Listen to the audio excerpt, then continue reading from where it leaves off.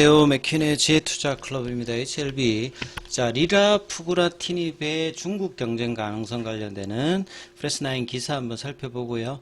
자, 억셉턴스 레터, 그리고 이제 클래스 1, 2, 계열 종목인 생명과학, 제약, 테라피틱스, 글로벌 센터런까지도 한번 살펴보도록 하겠습니다. 파이프라인 리뷰에서 이제 이번 주 또 이제 리라푸라티닙의 ND 신청을 앞두고 있는데요.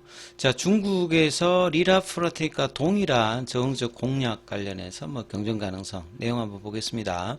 자, 리라푸라티닙의 시장 진출이 가까워지면서 항상 이제 제약바이오에서 신약 개발사들은 경쟁 약물이 어떻게 되느냐, 경쟁 약물의 호재가 개발 약물의 악재가 되고요. 경쟁 약물의 악재가 또 상대방 입장에서는 호재가 되고, 그것도 또 시장 상황에 따라서 긍정적으로 부각되기도 하고 부정적으로 부각되기도 합니다. 그래서 경쟁 약물의 동향, 빅파마가 어디 쪽에 자금을 투여하고 있느냐, 이게 항상 중요한 부분이죠.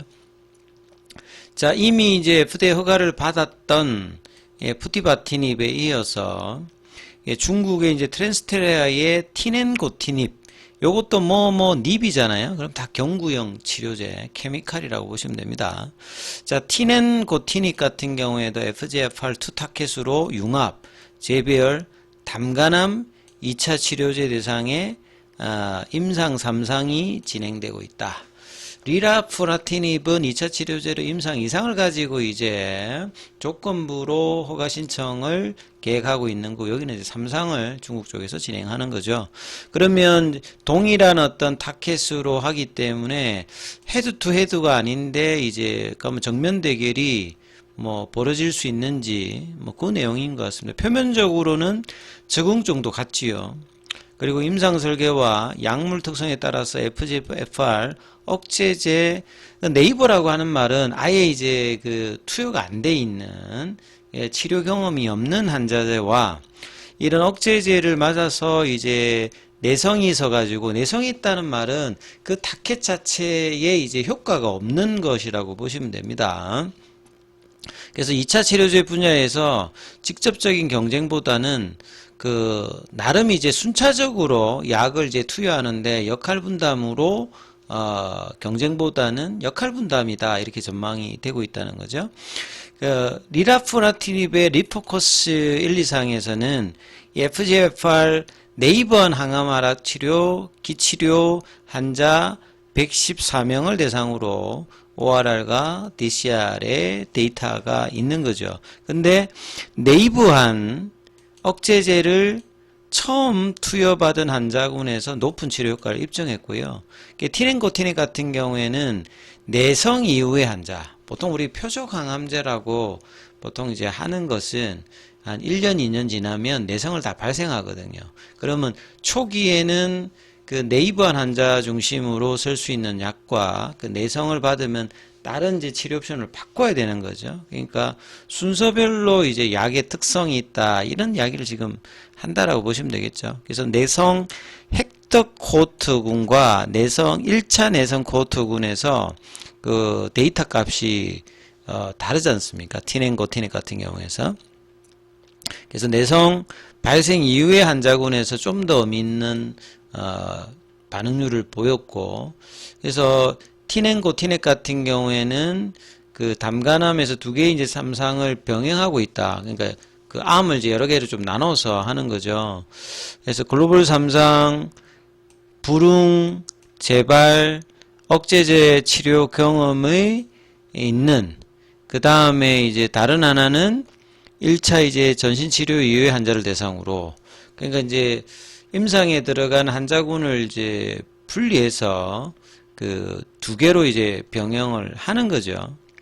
두 약물의 이제 표적 선택성 차이도 역할 분할을 가능하는데, 리라푸라티닙은 FGFR2를 싱글 타켓 형태로 되어 있는 거고요. 티넨고티닙 같은 경우에는 이제 FGFR 1, 2, 3을 하고, 그 외에도 멀티 타켓 형태로 작엘리와 베제팔이라든지 오로라 AB까지 다중 타켓의 키나제 억제제입니다. 그러면 이제 내성 이후에 뭐 여러 가지 부분들에 대해서 영향이 있거든요. 그러니까 적응증을 겨냥하더라도 치료의 어떤 시간 흐름에 따라서 이제 구분이 뭐 되는 거니까 경쟁보다는 순차 치료 시나리오다. 뭐 이런 내용이라고 보시면 됩니다. 아직 티넨고티닉 같은 경우에는 삼상 관련해서 환자 모집이 아직 되고 있지는 않는 상황이에요. 1월 9일날 이제 라스트 업데이트 포스트들을 보면 뭐 그런 내용이라고 보시면 될 것 같고, 그 다음에 이제 여성경제신문에 나왔던 3월 판결은 사실은 이제 뭐 1월 23일 먼저 넣었으니까 2월 23일까지 억셉턴스 레터를 통해서 클래스 1이냐 클래스 2를 먼저 보는 게 일단 우선입니다. 그 다음에 이제 클래스 1이면 이제 3월 23일까지의 판가름이 나는 거고, 클래스 2 같으면 7월 23일에 판가름 나니까 이거에 앞서서 2월 23일까지 억셉턴스 레터가 언제쯤 나오느냐, 그리고 이 리서브미션이 반려가 안 되고 그대로 리뷰 과정으로 넘어가는 것을 확인해야 되는 것이 가장 일단은 프로세스상으로는 우선이다. 이렇게 보셔야 되겠죠. 그래서 앞서 뭐 기사 내용과 크게 뭐 차이 있는 내용은 없습니다.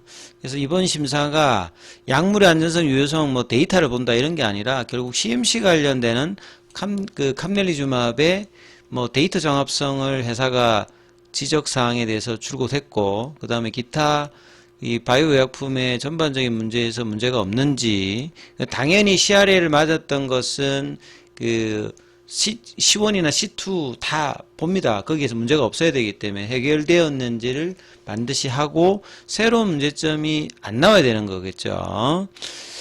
그리고 앞의 내용은 똑같고요. 그래서 단순 서류 보안과 경미한 사항 수정인 클래스.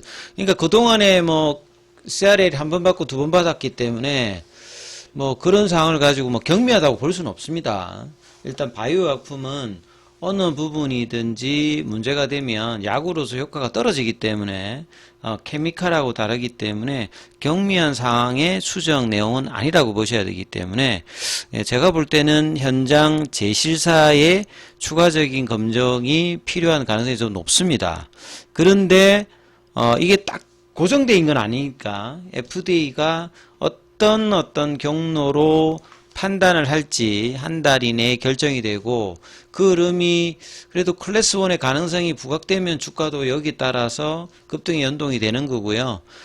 클래스 2라고 하면 또 급등했다가 또 눌림의 구간이 올 가능성이 높다. 이렇게 보시면서 특히나 이번 주 다음 주의 흐름이 가장 중요하다라고 제가 말씀을 좀 드렸죠. 그래서 이번 심사에서 FDA가 제시한 보안사항을 충분히 반영하고 자료 전반을 재점검했다.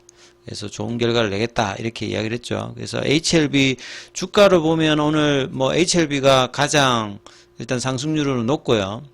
이전에 가장 탄력도가 높았던 제약 같은 경우에는 일단 캔들롤은 개보 본봉입니다. 그러니까 세론 분위기가 좀 나타났기 때문에 이게 좀 아쉽죠. 그러니까 보통 때 같으면 양봉으로 제약 같은 경우는 상한가에 준하는 흐름이 갔으면 가장 좀 베스트인데, 여기도 이제 11월 5일에 고가가 19,370원인데 장중에 23,100원대까지 갔으니까, 자, 여기를 이번 주 내에 뚫고 이제 더 큰 거래량, 그러니까 지금 거래량 200만 주잖아요. 11월 달에 이제 400만 주였고, 제약 같은 경우에도 한참 이제 거래가 좋았을 때 23년도 이제 급등할 때 이때 이제 거래량은 뭐 그래도 100만 주 뭐 이런 정도 거래였고, 24년도에 뭐 1000만 주 가까이 터졌습니다.